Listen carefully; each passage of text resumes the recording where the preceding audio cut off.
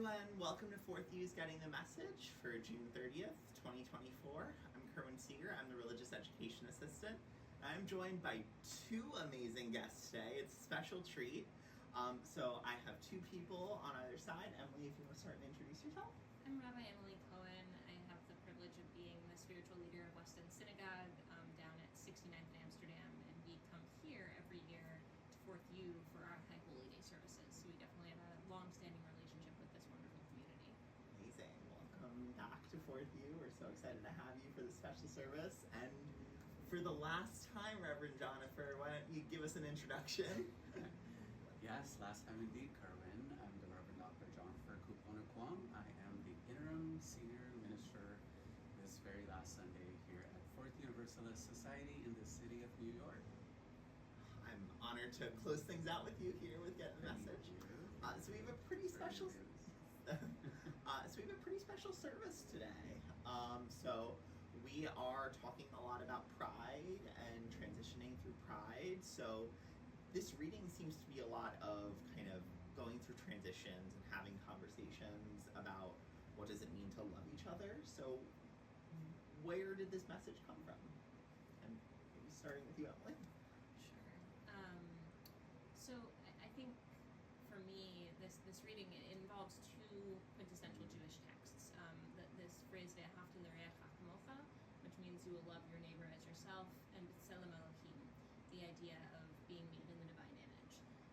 What's interesting about that first phrase, "Ve'ahavta l'reacha kamocha," is that there's actually a lot of rabbinic debate about whether re'echa, your neighbor, means your Jewish neighbor or your neighbor, as a neighbor of any tradition, any background. And b'tselem Elohim, this being made in the divine image, is by necessity all human beings, because at that point it's still in the Garden of Eden. The only humans that we have are Adam and possibly Lilith or Eve, depending on how you interpret. And so when we have these two texts in conversation with each other, we have the opportunity to take them in either a very particularistic direction, to say, like, this is about within your own community, making space for love, making space for care, or saying we all deserve love, we all deserve care. And I think that a lot of the work that I'm engaged in, and a lot of my clergy colleagues and I would say the religious left is engaged in bringing that particularistic message to a universal place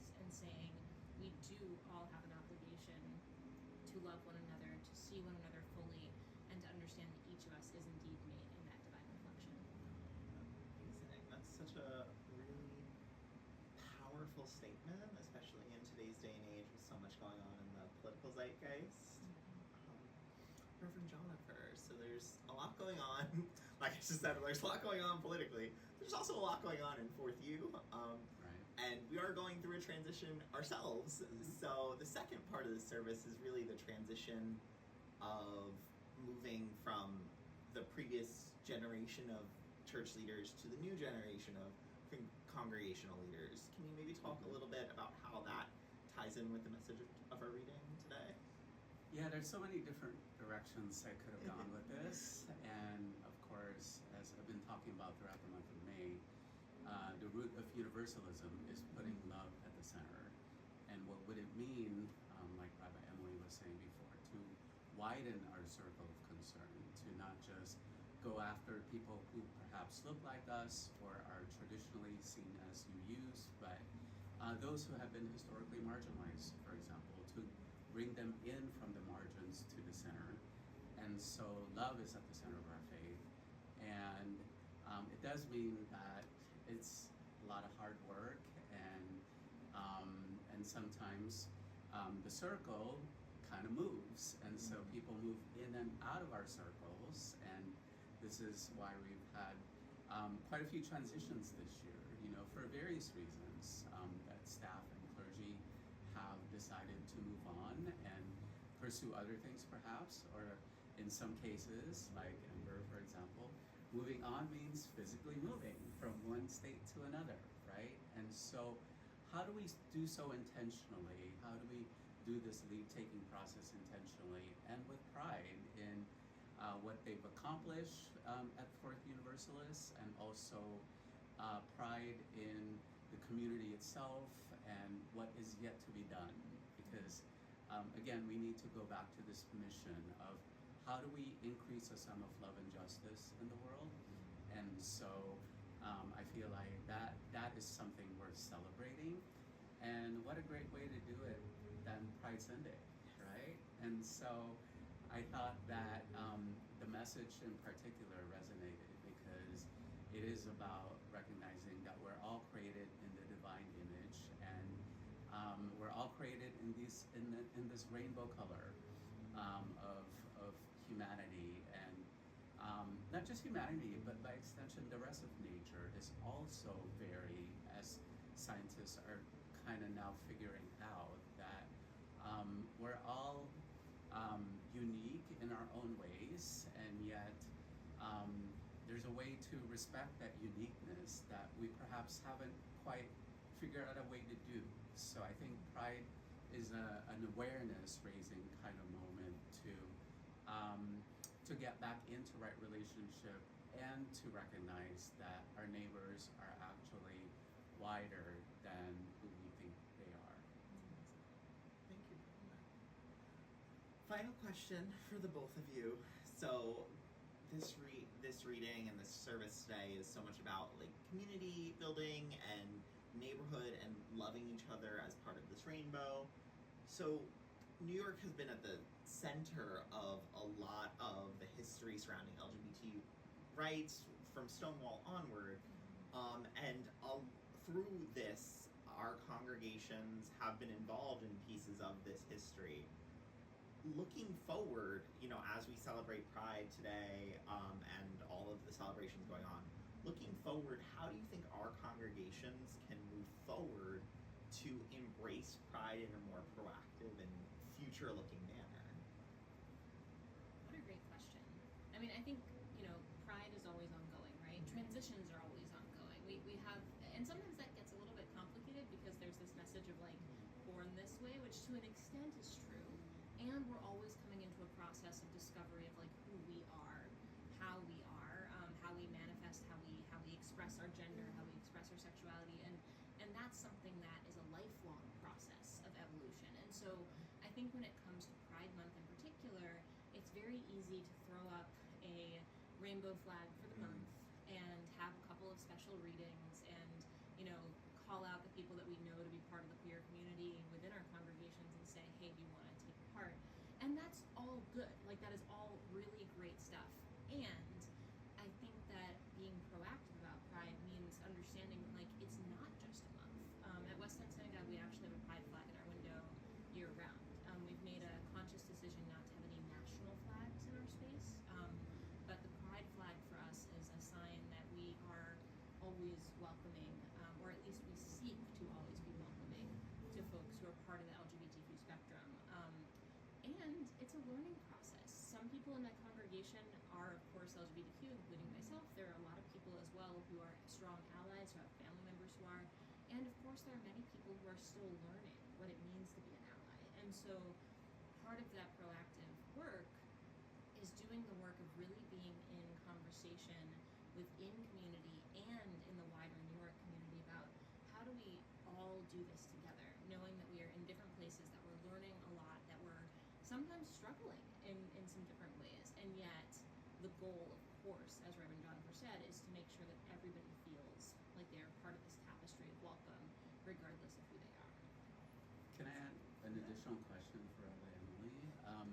I don't know about your congregation, but within Unitarian Universalism as a whole, there's still a lot of questions around pronouns and bathrooms, and again, how to even widen the circle even more towards our trans kin. Can you say a little bit more about how West End is dealing with those issues of inclusion? So when it comes to bathrooms, we're lucky in some ways because we have 4 single-stall restrooms in the building. That's just what we have. There's no like women's room or men's room, so that is an issue that we just circumvent by virtue of our building's infrastructure. With pronouns, it's interesting. I always use pronouns on Zoom, and when we were all on Zoom during the pandemic, I did a bunch of teachings around pronouns and invited my congregants to use them in their Zoom names. And some were very happy to do so. others struggled with it.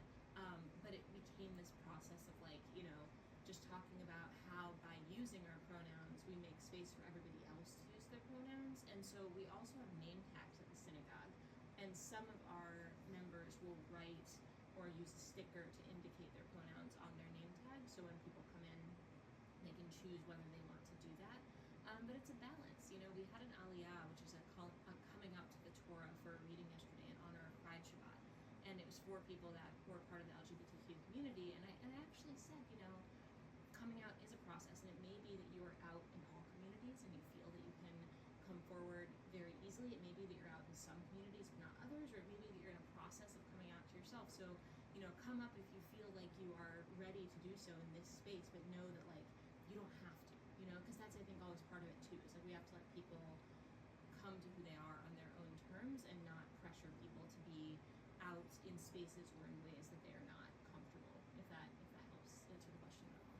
It does. Thank you so much. And how much of the weight do you think should be on our shoulders as religious professionals to be the one to affect change, especially since it's interesting that all three of us identify somewhere on the LGBTIQ plus spectrum, of how much do we do the emotional labor to help our community understand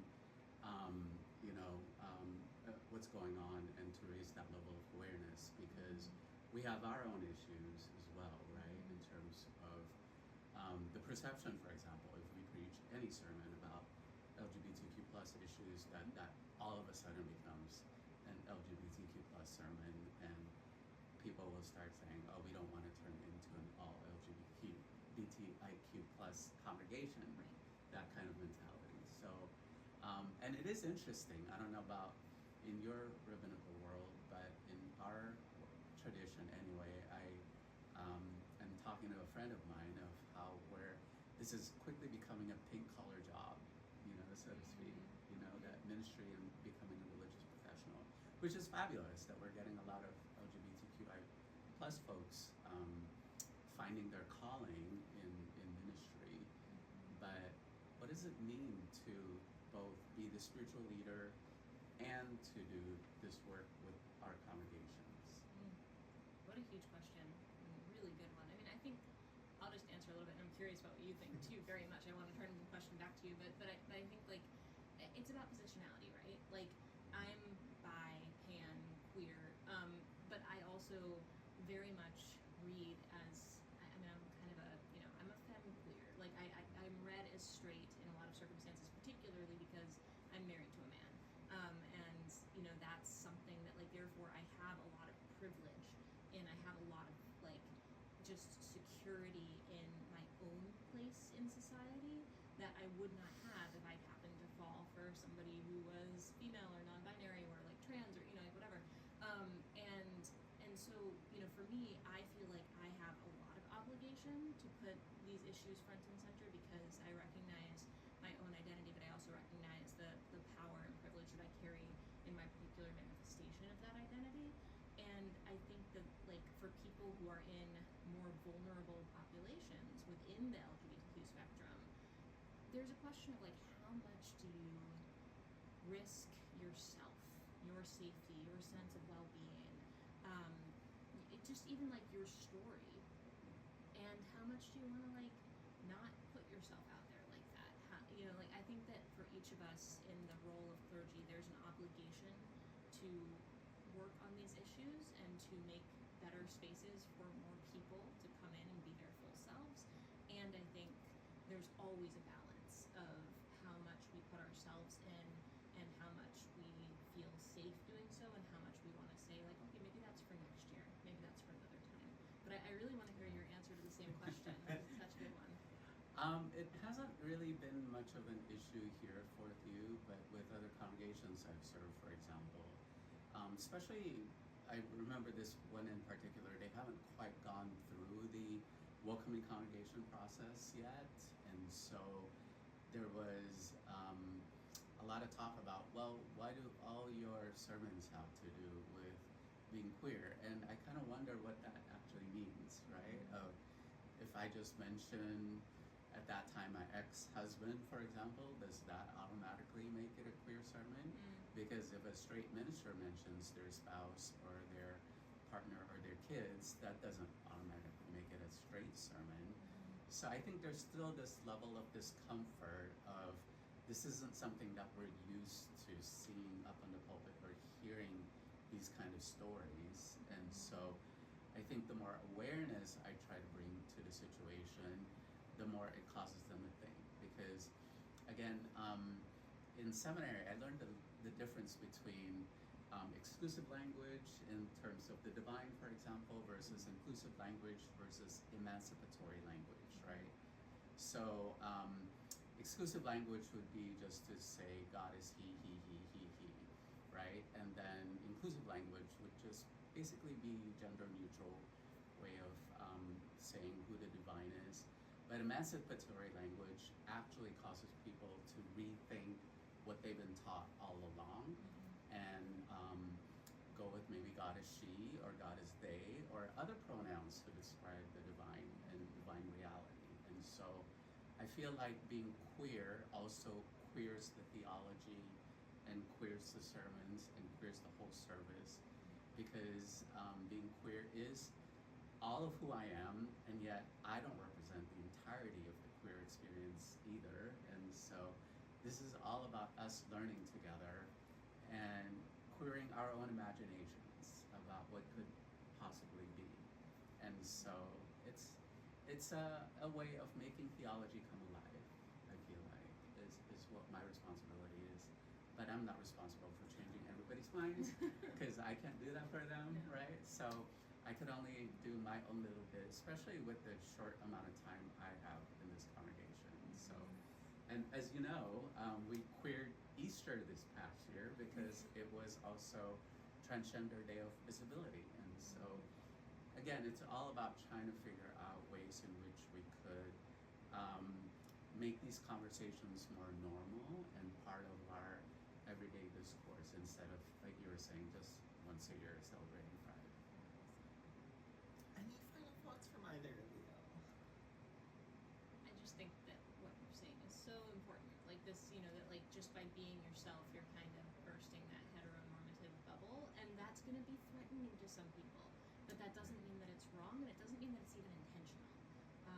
And I just think that over time, I hope and pray, there will be more space for people to queer their assumptions, not in a threatening way, not in saying that like all relationships are not sacred, because of course they are, and anybody who's in a loving relationship, consensual loving relationship, that's wonderful.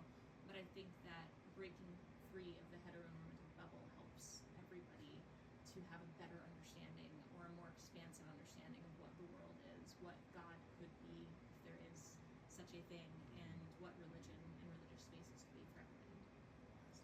Yeah, thank you. I appreciate that. And I think that you could fall in love with someone and be in a relationship, or you could be single like myself, or be divorced, or whatever our marital status is. That also is equally valid, and it's the definition of a family as well. A family doesn't have to be a certain way. And so what a great opportunity to have my last Sunday be with you, because as I mentioned earlier in the service, this is one of the relationships I treasure the most. And so I'm glad that you all decided to make this a joint service today, and thank you for your presence in my life, let alone the congregation's life the past few years. And I look forward to hopefully somehow staying in touch, because we don't have such a code of ethics around colleagues staying in touch that we do with members of the congregation. So with the rest of you all, unfortunately, I will have to have this moment to move away for a little bit so that you too could fall in love with your next minister. And in the meantime, I wish you all happy Pride. Happy Pride. Thank you for joining us. Thank you both for joining us. Thank you for tuning in. Thank you so much for everything this past year, Reverend Jonnifer. You've been an amazing addition to Fourth U.